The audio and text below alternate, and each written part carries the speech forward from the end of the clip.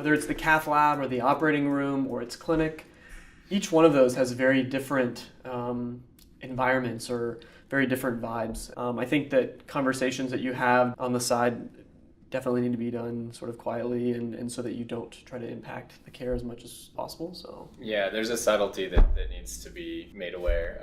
Some physicians have more tolerance for noise. Some will have music in the background sometimes. It may be pretty noisy, a lot of conversations. Others are a little bit more high stress. Everybody's pretty buttoned down and quiet.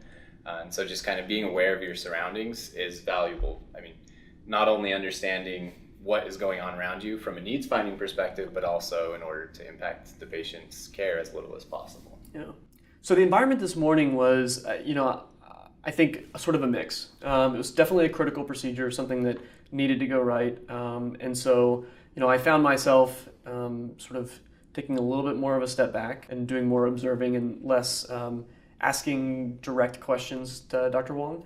But I think that that was for this specific case. I think, one of the things you can do, and we did a lot of, is talking to the nurses, talking to the people in the room that were not directly involved with what was happening at that moment. And I think, what's important when you sense that the room is, that it's a critical point in the case, is to focus just like everybody else in the room is. And I think it's palpable. I mean, I think that once you realize that the critical part of the case is occurring, then everybody sort of focuses very deeply on the patient.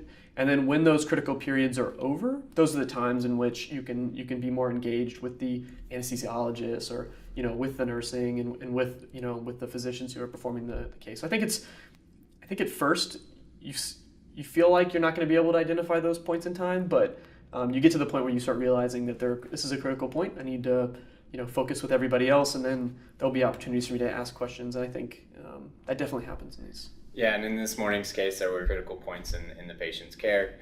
Everybody's direction is focused on the screen or on the patient or something. It's very evident.